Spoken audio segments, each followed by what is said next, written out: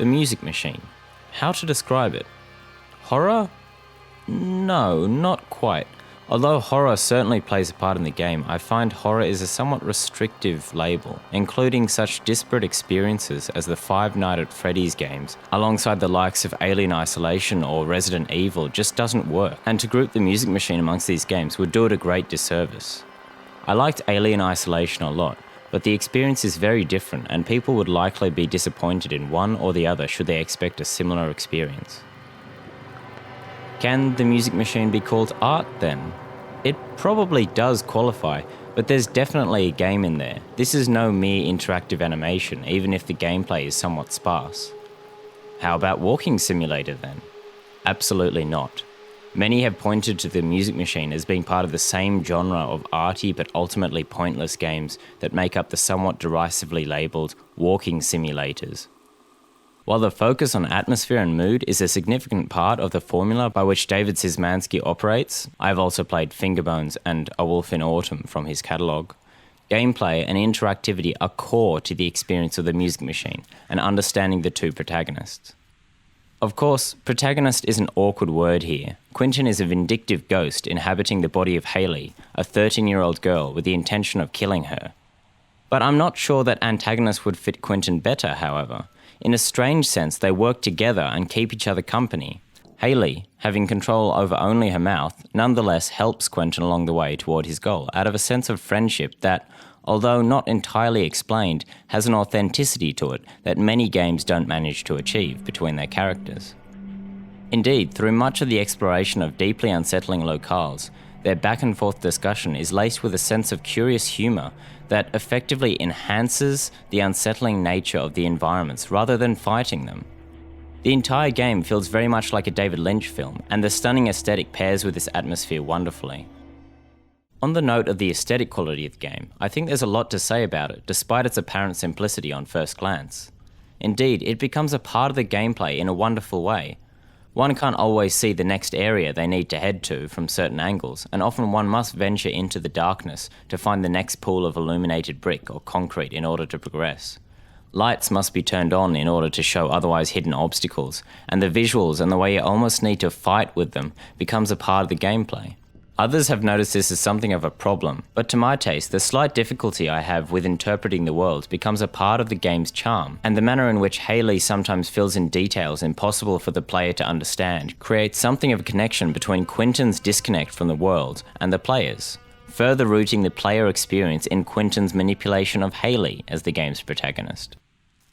Gameplay-wise, the Music Machine is very interesting as well, in some subtle ways. Random planks, cups and rocks all throughout the island can be picked up and thrown, a seemingly pointless feature until one enters one of the portals to other worlds one can create later in the game, to find that some rocks are part of the ground or that some books are part of the bookcase.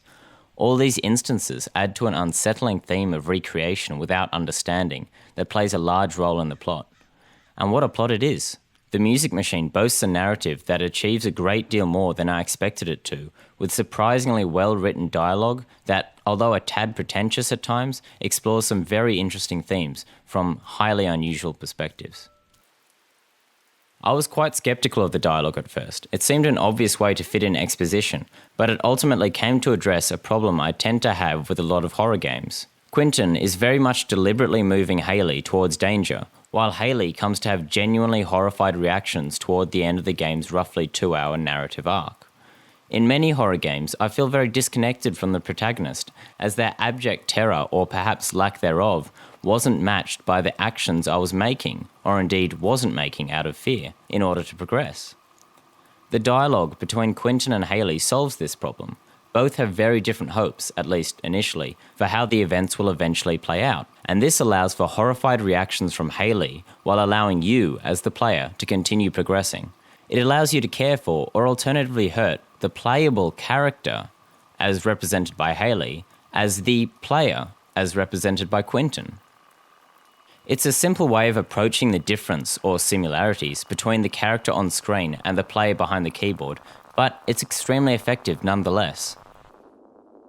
That really sums up the whole game for me. Extremely effective. The atmosphere is, in my experience, peerless, the dialogue consistently great with well-implemented elements of both humour and horror that don't fight with each other, and an art style that makes the limited capabilities of a one-man team look far better than a lot of the AAA titles I have played. For reference, I will say that I have and always will argue that aesthetics are more important than the amount of polygons or texture detail you can cram into a game. And The Music Machine is a prime example of why. As a whole, The Music Machine offers a lot more than just a beautiful aesthetic and some clever writing.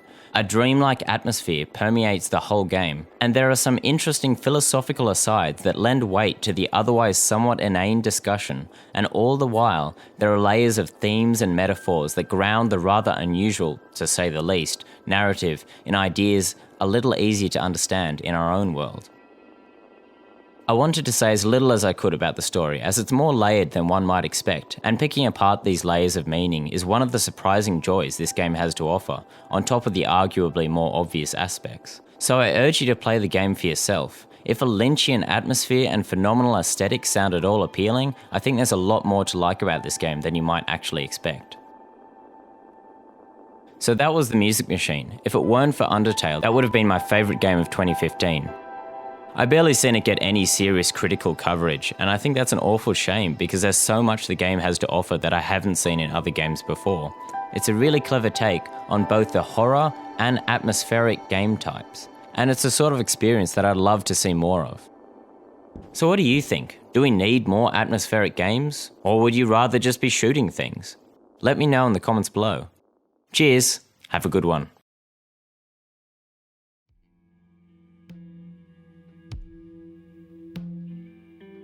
Recently, in light of all of the marketing of and writing on Doom, as well as the general trend of increasingly violent TV, I've been thinking of violence and how it is used.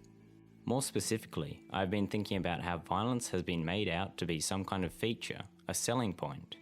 A lot of discussion regarding violence in the new game Doom has focused on the glory kill system, in which, after staggering an enemy, one can execute them in a canned and usually horrifically violent animation.